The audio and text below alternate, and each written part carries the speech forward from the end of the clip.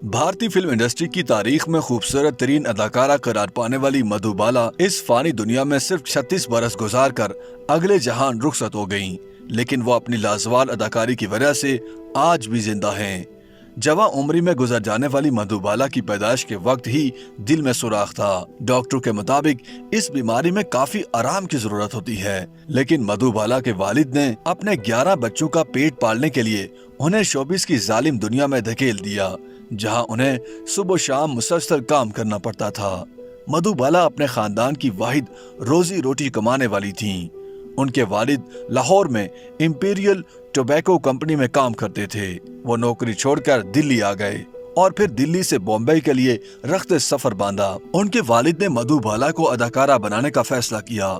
सिर्फ 6 साल की उम्र से ही मधुबाला ने बॉलीवुड में एंट्री डाल दी थी।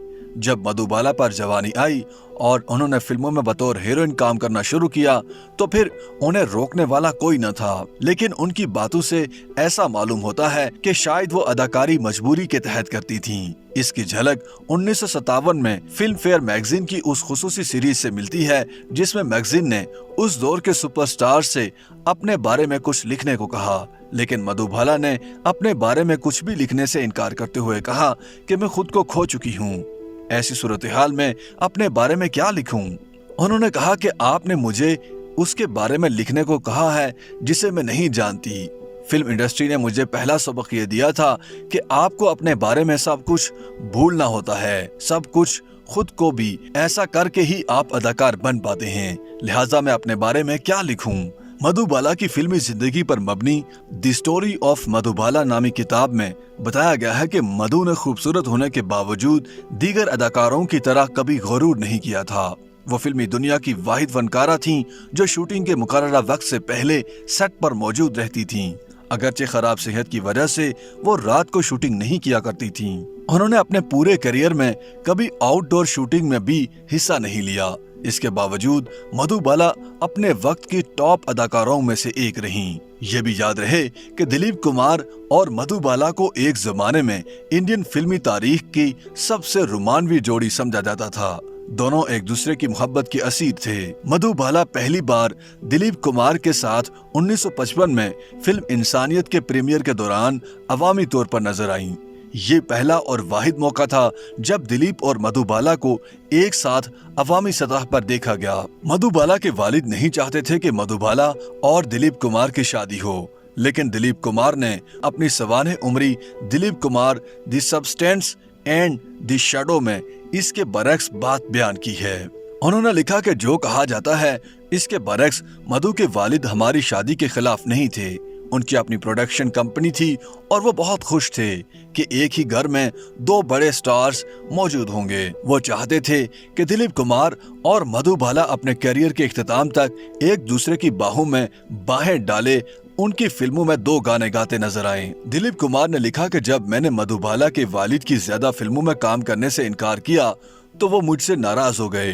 दिलीप के मुताबिक मधुबाला के वालिद आयतुल्ला खान को उनकी ये बात पसंद नहीं आई और वो दिलीप कुमार को जिद्दी और अड़ियल समझने लगे। दिलीप के मुताबिक मधुबाला का झुकाव हमेशा अपने वालिद की तरफ था और वो कहती रहीं कि शादी के बाद सब ठीक हो जाएगा। 1956 में ढाके की मलमल फिल्म की शूटिंग के दौरान एक दिन दिलीप कुमार ने मधुबाला से कहा कि काजी इंतजार कर रहे हैं, चलो आज मेरे घर शादी कर लेते हैं। लेकिन मधुबाला उनकी बात सुनकर रोने लगी। दिलीप कुमार कहते रहे कि अगर आज तुम नहीं गई तो मैं तुम्हारे पास वापस नहीं आऊंगा, कभी नहीं आऊंगा। इसके बाद दिलीप कुमार मधुबाला के पास वापस नहीं गए और कुछ अरसे बाद सायरा बानो से शादी कर ली। हदायतकार B.R. चोपड़ा ने 1957 में रिलीज होने वाली फिल्म नया दौर के लिए दिलीप कुमार और मधुबाला को साइन किया। इस फिल्म की आउटडोर शूटिंग पुणे और भोपाल में होनी थी, लेकिन मधुबाला के वालिद ने मधुबाला को भोपाल भेजने से इनकार कर दिया। तब तक B.R. चोपड़ा अपनी फिल्म की काफी शूटिंग कर चुके थे। पेशे से वकील B.R. चोपड़ा इस मामले को अदालत में ले गए और इस दौरान उन्होंने मधुबाला के बजाय वजनीति माला को साइन कर लिया। इस केस की समाअत के दौरान दिलीप कुमार ने अदालत में कहा कि वो मधुबाला से मोहब्बत करते हैं और मरते दम तक मोहब्बत करते रहेंगे। जिस वक्त मधुबाला और दिलीप कुमार की राहें जुदा होने लगी, उसी वक्त किशोर कुमार को पहली बीवी रूमा देवी से तलाक हो गई। उधर किशोर कुमार और मधुबाला दोनों कई फिल्मों में एक साथ काम कर रहे थे। इस वजह से दोनों के दरमियान कुर्बत की खबरें भी आती रहीं। यूं 1960 में किशोर कुमार और मधुबाला की शादी हो गई, लेकिन तब तक मधुबाला के दिल का मसला और भी बिगड़ चुका था। किशोर कुमार को मधुबाला की बीमारी का इल्म तो था, लेकिन उसकी संगीनी का अंदाजा नहीं था। वो मधुबाला को इलाज के लिए लंदन ले गए, जहां डॉक्टरों ने जवाब दिया कि अब ज्यादा से ज्यादा मधुबाला सिर्फ 1 से 2 साल तक जिंदा रह सकेंगी। ऐसे में दिल की बीमारी बढ़ती रही, लेकिन मधुबाला के अंदर जीने की ख्वाहिश बहुत थी। इसलिए डॉक्टरों के हाथ खड़े कर देने के बावजूद भी वो 9 साल तक जिंदा रहीं। लेकिन मधुबाला ने आखिरी 9 साल बहुत तन्हाई में गुजारे। इस दौरान किशोर कुमार ने मधुबाला को अपने वालिद और बहनों के पास छोड़ दिया और कहा कि वो इतने मसरूफ हैं कि वो उनकी देखभाल नहीं कर पाएंगे। वो मधुबाला से मिलने आते रहे, लेकिन 3-4 माह के वक्फे से, यानी जब मधुबाला को किशोर कुमार की सबसे ज्यादा जरूरत थी, तब किशोर कुमार के पास उनके लिए वक्त नहीं था। इस दौरान उनका हाल जानने के लिए बहुत कम लोग उनके घर जाते थे। इसमें दिलीप कुमार का खानदान भी शामिल था।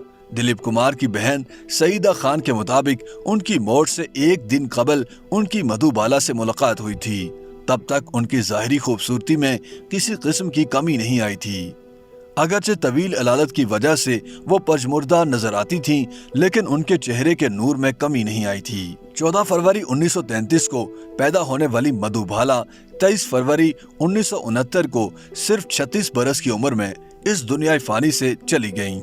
मधुबाला को गुजरे 5 दहाइयां गुजर चुकी हैं, लेकिन आज भी वो अपनी खूबसूरती और निफासत से भरपूर अंदाज के लिए शौहरत रखती हैं। उनके मदाह उन्हें जिस अकीदत के साथ याद करते हैं, इसकी दूसरी मिसाल आज तक नहीं मिलती। YouTube पर गूगली न्यूज देखने के लिए youtube.com की सर्च बार में गूगली न्यूज टीवी टाइप करें। गूगली न्यूज के पेज पर सुर्ख रंग के सब्सक्रिप्शन वाले बटन पर क्लिक करना ना भूलिए। YouTube पेज पर अपलोड होने वाली वीडियो से बाखबर रहने के लिए बेल आइकन पर क्लिक कीजिए। आपको हर नई वीडियो के बारे में नोटिफिकेशन मौसूल हो जाएगा।